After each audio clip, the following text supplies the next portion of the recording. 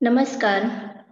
औद्योगिक प्रशिक्षण संस्थानों के व्यवसाय कोपा अर्थात computer operator and programming assistant के विषय सैद्धांतिक की पाठचर्या में अंकित कंप्यूटर का इतिहास पर आपको आज मैं प्रशिक्षण प्रदान करूंगी। अब हम चलते हैं अपनी स्लाइड पर।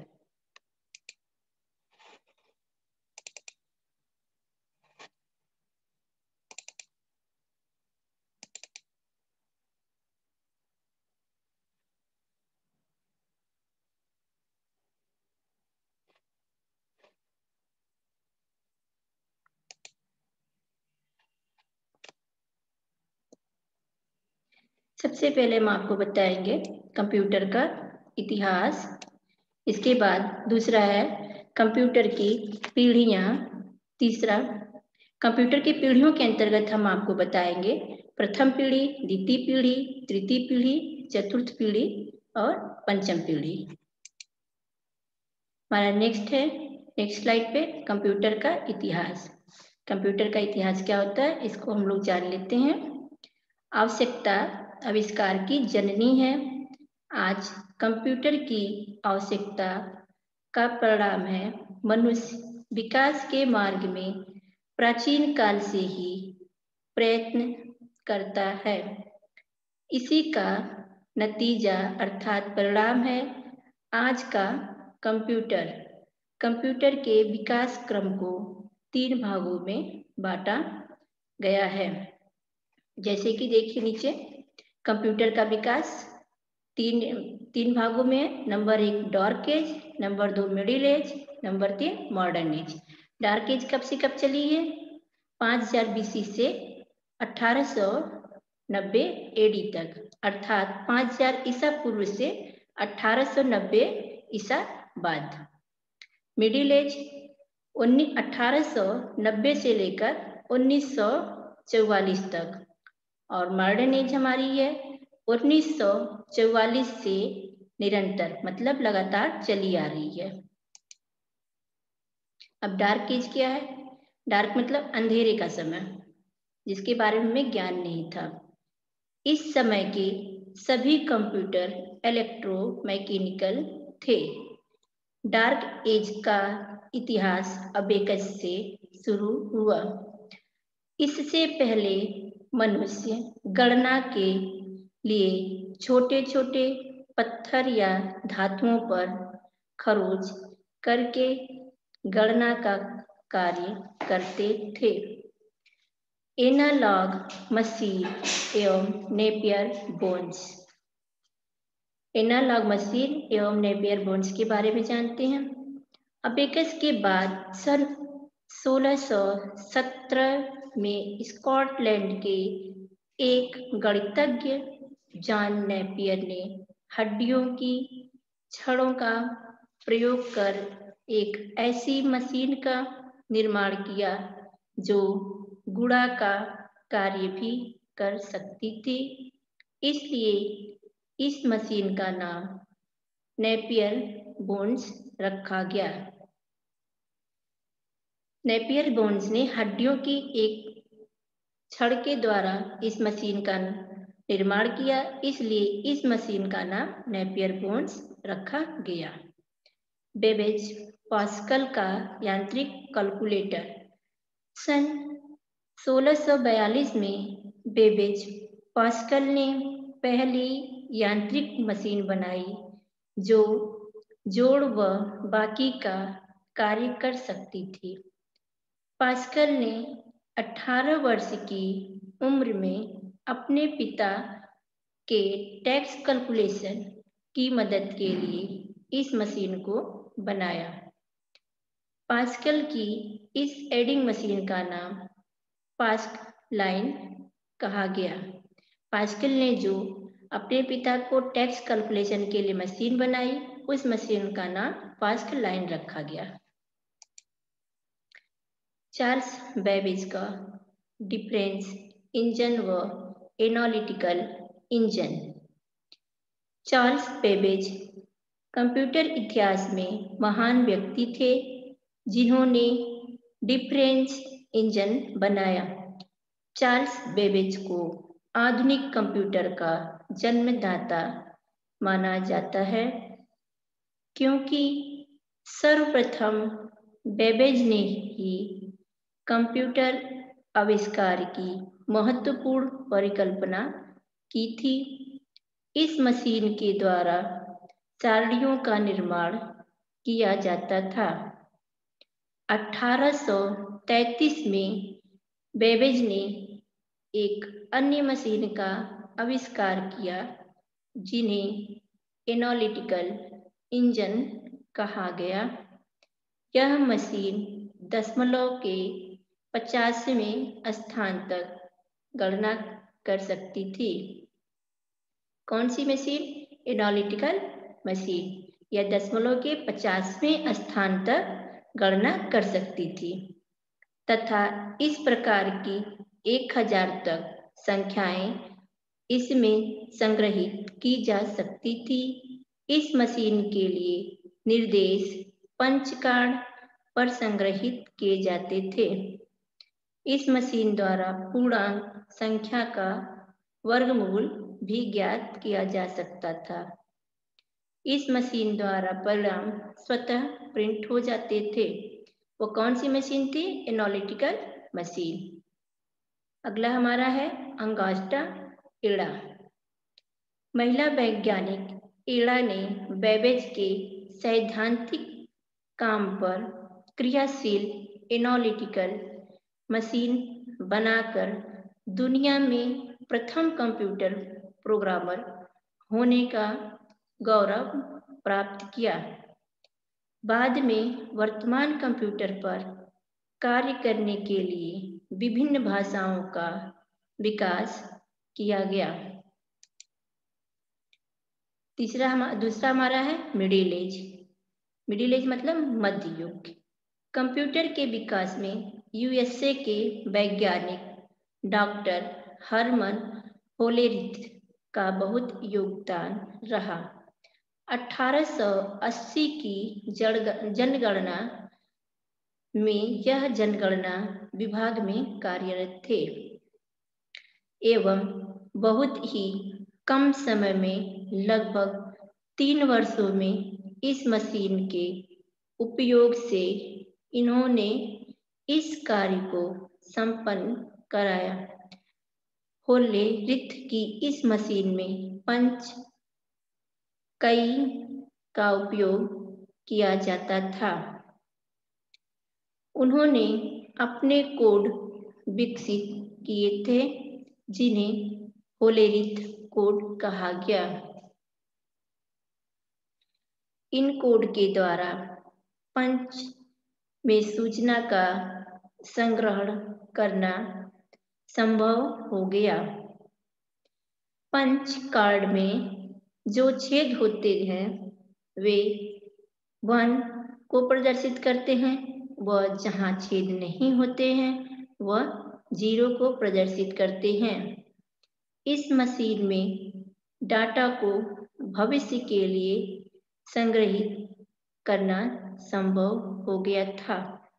जो पंच कार्ड मिडिल एज में हम पंच कार्ड का प्रयोग करने लगे और जो छिद्र होते थे उन्हें 1 से प्रदर्शित करते थे और जहाँ पे छिद्र नहीं होते थे उन्हें हम 0 से प्रदर्शित करते थे तथा भविष्य के लिए हम डाटा को संग्रहित अर्थात स्टोर करके रख सकते थे। अगला हमारा है एटन नॉसाफ बेरी कंप्यूटर।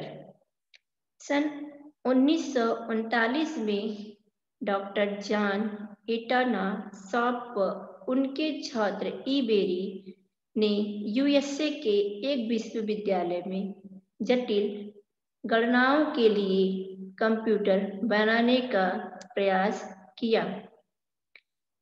सन 1942 में उन्होंने एक कार्यशील मॉडल तैयार किया जिसमें मुख्य वैक्यूम ट्यूब उपकरण का उपयोग किया गया था।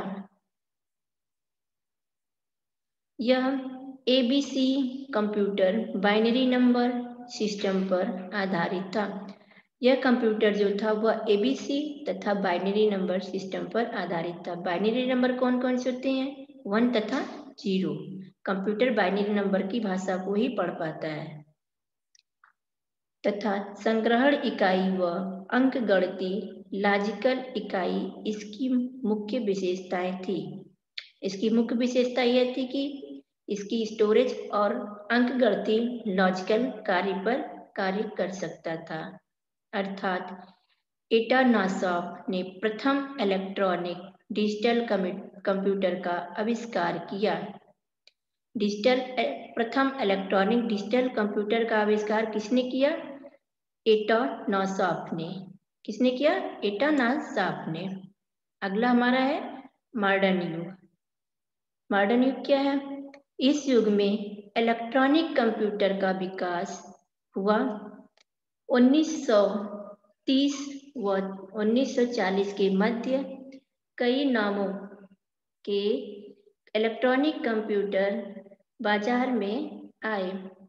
1936 में वैज्ञानिक कॉनराड ज़्यू जर्मन इंजीनियर ने मॉडल यांत्रिक कंप्यूटर Z1 का निर्माण किया, जिसमें नंबर इनपुट करने के लिए कीबोर्ड का प्रयोग किया।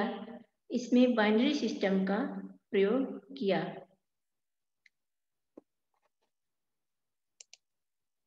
कंप्यूटर की पीढ़ियां। कंप्यूटर की पीढ़ियों के बारे में हम लोग जान लेते हैं।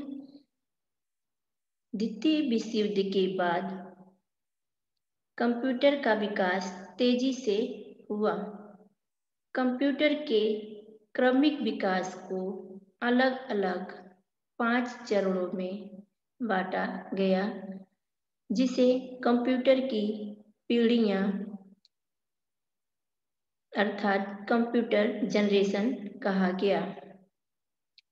जिस तरह मानव के विभिन्न पीढ़ियों में सोच, फैशन और सभ्यता का विकास हुआ, उसी तरह कंप्यूटर के विभिन्न पीढ़ियों में अलग अलग मुख्य पुर्जा तकनीकी का विकास हुआ।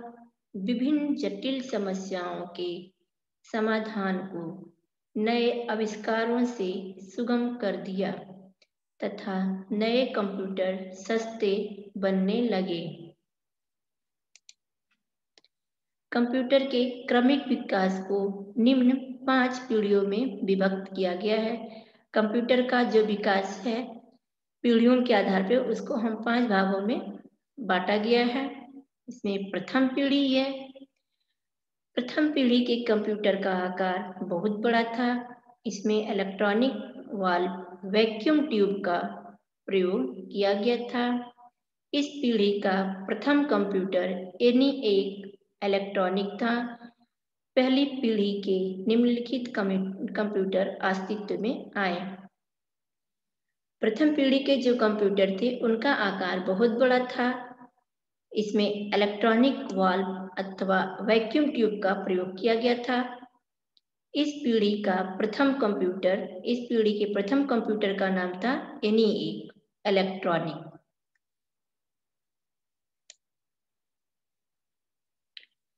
प्रथम पीढ़ी के कंप्यूटर की कमियां। इनका आकार बहुत बड़ा था। प्रथम पीढ़ी के जो कंप्यूटर थे वह बहुत बड़े आकार के थे। इनको लगाने के लिए हमें एक कमरे की जरूरत पड़ती थी। इतना बड़ा था कि हम उसको एक कमरे में एडजस्ट कर पाते थे। जैसे कि आज के समय का कंप्यूटर है तो उसको हम पॉकेट में भी या फिर साथ में लेके चल सकते हैं, परंतु उस टाइम प्रथम पीढ़ी के जो कंप्यूटर थे उनको हम एक कमरे में व्यवस्थित करना पड़ता था। मुख्य पुर्जा वैक्यूम ट्यूब था। इसका जो मुख्य पुर्जा था, जब कंप्यूटर का जो मेन पार्ट था वो हमारा वैक्यूम ट्यूब था। सीमित प्रोग्रामिंग क्षमता। इसके प्रोग्राम करने की क्षमता जो थी बहुत सीमित थी। आज के समय में हम सेकेंडों में काफी कार्य कर लेते हैं, परंतु प्रथम पीढ़ी के कंप्यूटर के प्रोग्रामों को प्रोग्रामिंग करने की क्षमता बहुत ही सीमित थी। अधिक बिजली की आवश्यकता थी। प्रथम पीढ़ी के कंप्यूटर को चलाने के लिए अधिक बिजली की आवश्यकता होती थी।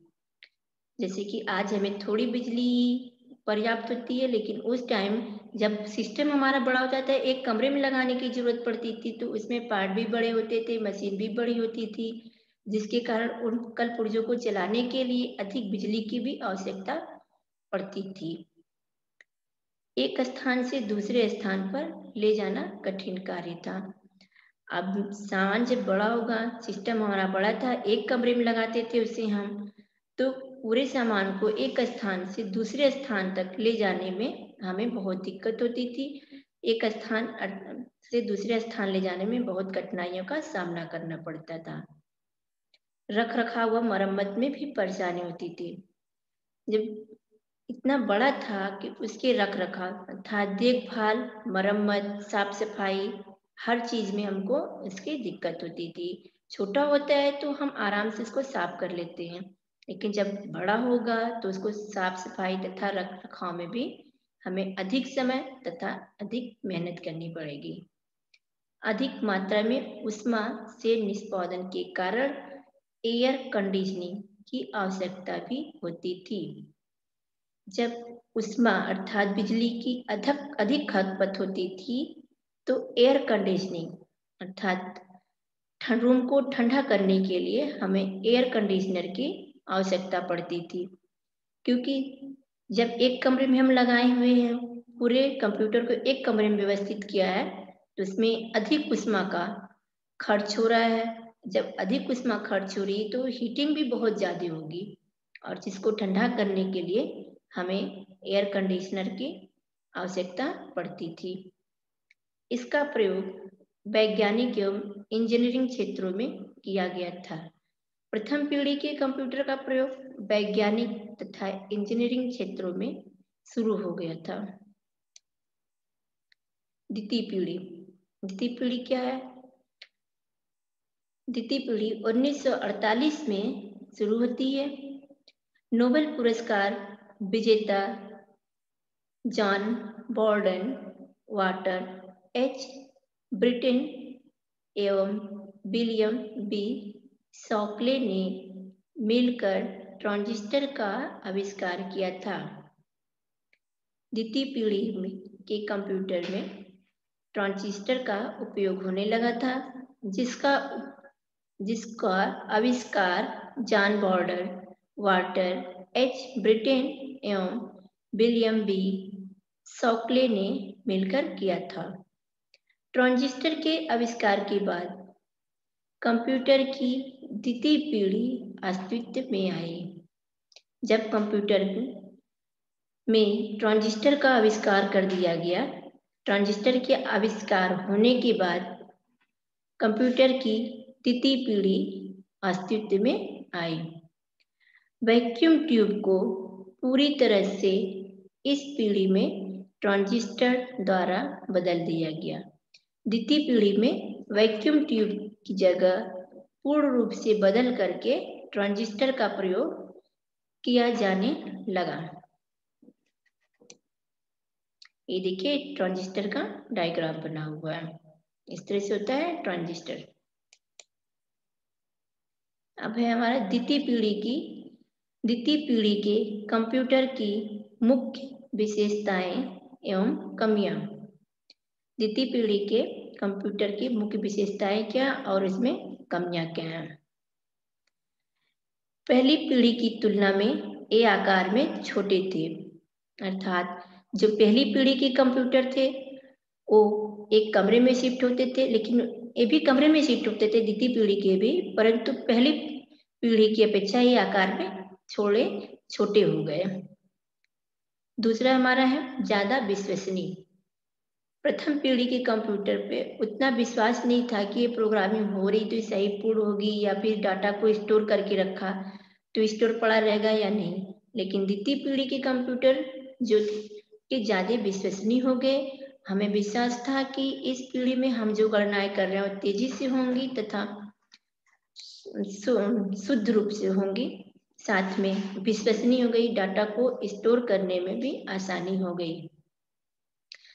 कम ऊष्मा का निष्पादन। जब द्वितीय पीढ़ी के कंप्यूटर छोटे हो गए तो इनमें से ऊष्मा का निष्पादन कम होने लगा तथा बिजली खर्च खपत भी कम हो गई। इन्होंने गणना के समय को मिलीसेकंड से माइक्रोसेकंड पर ला दिया, अर्थात द्वितीय पीढ़ी के कंप्यूटर में गणना का समय मिलीसेकंड से माइक्रोसेकंड पर ला दिया। प्रथम पीढ़ी में गणना किसी प्रोग्राम की या लॉजिकल कार्य को करने के लिए जो गणनाएं होती है उसमें करने में समय हमारा मिलीसेकंड लगता था, लेकिन द्वितीय पीढ़ी में आकर के माइक्रोसेकंड में हो गया, अर्थात कार्य की प्रगति तेजी से होने लगी। एक स्थान से दूसरे स्थान पर ले जा सकते थे। द्वितीय पीढ़ी के कंप्यूटर को हम एक स्थान से दूसरे स्थान पर लेकर जा सकते थे, परंतु प्रथम पीढ़ी के कंप्यूटर को एक स्थान से दूसरे स्थान तक ले जाने में दूसरे स्थान नहीं ले जा सकते थे। पहले से अधिक व्यावसायिक प्रयोग लेने लगे। द्वितीय पीढ़ी का प्रयोग हम व्यावसायिक प्रयोग के लिए भी करने लगे। अगला हमारा है तृतीय पीढ़ी। तृतीय पीढ़ी में क्या है? इलेक्ट्रॉनिक तकनीकी की तरक्की के साथ माइक्रो इलेक्ट्रॉनिक तकनीकी का आविष्कार हुआ। तृतीय पीढ़ी में इलेक्ट्रॉनिक तकनीकी की तरक्की की और साथ में माइक्रो इलेक्ट्रॉनिक तकनीकी का आविष्कार हुआ। द्वितीय पीढ़ी में हमें इलेक्ट्रॉनिक तकनीकी का आविष्कार हुआ, लेकिन तृतीय पीढ़ी में माइक्रो इलेक्ट्रॉनिक तकनीकी का आविष्कार हुआ। इसमें बहुत सारे इलेक्ट्रॉनिक सर्किट का बहुत छोटी सिलिकॉन की तरह सतह पर, जिसे चिप के नाम से जाना जाता है, इसमें बहुत सारे इलेक्ट्रॉनिक सर्किट थे जिनको बहुत छोटी सिलिकॉन की सतह पर चिपका देते थे, जिससे हम चिप के नाम से जानते हैं। यह एक एकीकृत परिपथ है। इस तकनीकी को हम एकीकृत परिपथ कहलाती है। तृतीय पीढ़ी के कंप्यूटरों का आधार आईसी था। तृतीय पीढ़ियों के कंप्यूटरों का आधार क्या था? आईसी। प्रथम पीढ़ी के कंप्यूटर का आधार क्या था? Vacuum tube. द्वितीय पीढ़ी का ट्रांजिस्टर। तृतीय पीढ़ी का आईसी अर्थात इंटीग्रेटेड सर्किट। तृतीय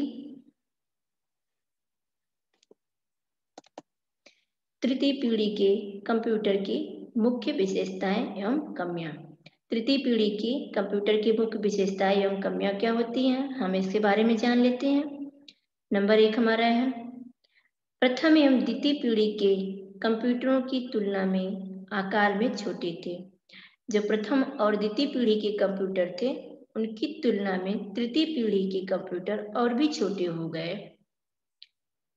तृतीय पीढ़ी के कंप्यूटर से अधिक विश्वसनीय थे।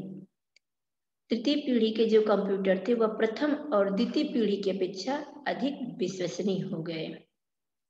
नंबर 3 है हमारा, तृतीय पीढ़ी के कंप्यूटर से कम ऊष्मा का निष्पादन करते थे। तृतीय पीढ़ी के कंप्यूटर जो थे प्रथम और द्वितीय पीढ़ी की अपेक्षा कम ऊष्मा का निष्पादन करते थे। नंबर 4, गणना का समय माइक्रोसेकंड से नैनोसेकंड हो गया। जो गणना का समय था प्रथम पीढ़ी में मिलीसेकंड था, द्वितीय पीढ़ी में माइक्रोसेकंड हुआ और तृतीय पीढ़ी में नैनोसेकंड हो गया। 5वां है हमारा, मरम्मत खर्च में कमी। मरम्मत खर्च में भी कमी आई क्योंकि हार्डवेयर की संभावनाओं में कमी आई। मरम्मत की खर्च में कंप्यूटर को मरम्मत कराने में खर्च में कमी आई क्योंकि इसकी हार्डवेयर जो थे छोटे हो गए, कम पार्ट की जरूरत थी, इसलिए खर्च में भी मरम्मत खर्च में भी कमी आई। एक स्थान से दूसरे स्थान पर ले जाना आसान हुआ। प्रथम एवं द्वितीय पीढ़ी की अपेक्षा तृतीय पीढ़ी में कंप्यूटर को एक स्थान से दूसरे स्थान तक ले जाना आसान हो गया। अगला पॉइंट हमारा यह पूरी तरह सामान्य उद्देश्य एवं पूरे विश्व में काम लिए गए। इसका प्रयोग तृतीय पीढ़ी में सामान्य रूप से एवं पूरे विश्व में होने लगा। व्यावसायिक उत्पादन आसान एवं सस्ता हो गया। व्यावसायिक उत्पादन मतलब खरीदारी में आसान एवं सस्ता हो गया। इसमें हम कम मूल्य में इसे खरीद सकते थे। अगला हमारा मुख्य संग्रहण पुर्जे के रूप में डिस्क, टेप आदि को प्रयोग में लिया गया। इसके मुख्य संग्रहण पुर्जे अर्थात जो स्टोरेज का कार्य करता था उसके रूप में हम डिस्क अर्थात हार्ड डिस्क, टेप आदि को प्रयोग में लिए जाने लगे। अगला पॉइंट है हमारा मल्टी प्रोग्रामिंग एवं मल्टी प्रोसेसिंग। मल्टी प्रोग्रामिंग और मल्टी प्रोसेसिंग क्या होता है इसको जान लेते हैं। अर्थात एक कंप्यूटर पर एक साथ अनेक प्रोग्राम को चलाना तथा एक प्रोग्राम को कई प्रोसेसर द्वारा चलाना संभव हो गया। मल्टी प्रोग्रामिंग अर्थात एक सिस्टम पर एक साथ हम कई प्रोग्राम को चला सकते थे। और अगला है मल्टी प्रोसेसिंग, एक ही साथ एक ही प्रोग्राम को कई प्रोसेसर द्वारा चलाया जा सकता था। अगला हमारा है चतुर्थ पीढ़ी। इस पीढ़ी के कंप्यूटर का समय सन 1975 से 1990 तक माना जाता है। चतुर्थ पीढ़ी के कंप्यूटर का समय जो है 1975 से 1990 तक माना जाता है। आज भी इस पीढ़ी के कंप्यूटरों का भरपूर उपयोग किया जा रहा है। वर्तमान समय में चतुर्थ पीढ़ी के कंप्यूटरों का प्रयोग भरपूर रूप से किया जा रहा है। इसमें केवल सिलिकॉन चिप पर कंप्यूटर के सभी एकीकृत परिपथ को लगाया जाता है। चौथी पीढ़ी में सिलिकॉन की एक चिप होती है जिसमें कंप्यूटर के सभी एकीकृत परिपथ को लगाया जाता है, जिसे माइक्रो प्रोसेसर कहा जाता है। इसको हम माइक्रो प्रोसेसर के नाम से जानते हैं। वास्तव में एक माइक्रो चिप पर हजारों लाखों ट्रांजिस्टर को जमा दिया जाता है। इस ऐसे कंप्यूटर जिनमें माइक्रो प्रोसेसर चिप का इस्तेमाल किया जाता है माइक्रो कंप्यूटर कहलाते हैं। एक माइक्रो चिप पर हजारों लाखों ट्रांजिस्टरों को जमा दिया जाता है। ऐसे कंप्यूटर जिसमें माइक्रो प्रोसेसर चिप का इस्तेमाल करते हैं उन्हें हम माइक्रो कंप्यूटर के नाम से जानते हैं। अब है चतुर्थ पीढ़ी के कंप्यूटर की मुख्य विशेषताएं एवं कमियां। एक कंप्यूटर आकार में बहुत छोटे होते हैं। चतुर्थ पीढ़ी के कंप्यूटर जो हैं प्रथम, द्वितीय एवं तृतीय की अपेक्षा बहुत छोटे हो गए। इसमें बिजली की खपत बहुत कम होती है। यह सामान्य ताप पर भी कार्य कर सकते हैं। इसके लिए सामान्य ताप पे भी कार्य सकते हैं। हमें एसी की कोई जरूरत नहीं पड़ती है तथा बहुत कम ऊष्मा का निष्पादन करते हैं। इसमें बिजली की खपत भी बहुत कम होती है। मूल्य कम होने के कारण छोटे दुकानदार भी इन्हें खरीद सकते हैं। चतुर्थ पीढ़ी के कंप्यूटर का मूल्य कम होने के कारण इन्हें छोटे दुकानदार या आम लोग भी खरीद सकते हैं। इन पर कार्य करना सरल एवं कम खर्चीला होता है। चतुर्थ पीढ़ी के कंप्यूटर पर कार्य करना सरल एवं कम खर्चीला है। अधिकांश स्थितियों में एयर कंडीशनिंग की आवश्यकता नहीं होती है। जैसा कि हमने आपको ऊपर बताया कि ऊष्मा का निष्पादन कम होता है, तो हमें एयर कंडीशनिंग की आवश्यकता नहीं होती है। संग्रहण ऊर्जा के रूप में semiconductor, memory, hard disk 10 MB क्षमताओं की मुख्य मेमोरियों का प्रयोग किया जाता है। अगली हमारी है पंचम पीढ़ी और एक अंतिम पीढ़ी भी है जो कि प्रेजेंट टाइम में चली रही है। सन 1990 के बाद के समय में ऐसे कंप्यूटर के निर्माण का प्रयास चल रहा है जिसमें कंप्यूटिंग की ऊंची क्षमताओं के साथ तर्क करने, निर्णय लेने तथा सोचने का भी सामर्थ्य हो। जापान के कंप्यूटर वैज्ञानिक ने कंप्यूटर के विकास की अपनी योजना का नाम टिप्स रखा। इसकी मुख्य विशेषता समांतर प्रोसेसिंग है, जो एक प्रोसेसर के रूप में कार्य करता है। भारत में परम तथा अनुराग नामक स्वदेशी सुपर कंप्यूटर बनाए गए। भारत में सबसे पहले परम तथा अनुराग नामक स्वदेशी सुपर कंप्यूटर बनाए गए, जिनका प्रयोग विदेशों में भी किया जाता है। पंचम पीढ़ी की मुख्य विशेषताएं। संग्रहण ऊर्जा 128 MB क्षमता की मुख्य memory, cache memory, optical memory जैसे CD और DVD, पेन ड्राइव आदि। Number 2 software. इसमें सॉफ्टवेयर कौन से थे? विंडोज 95, विंडोज 98, XP, जावा, विंडोज 10 आदि। नंबर 3 प्रयोग क्षेत्र। समांतर प्रोसेसिंग के लिए, मौसम के लिए, भविष्यवाणी, सेनाओं आदि में किया जाता है।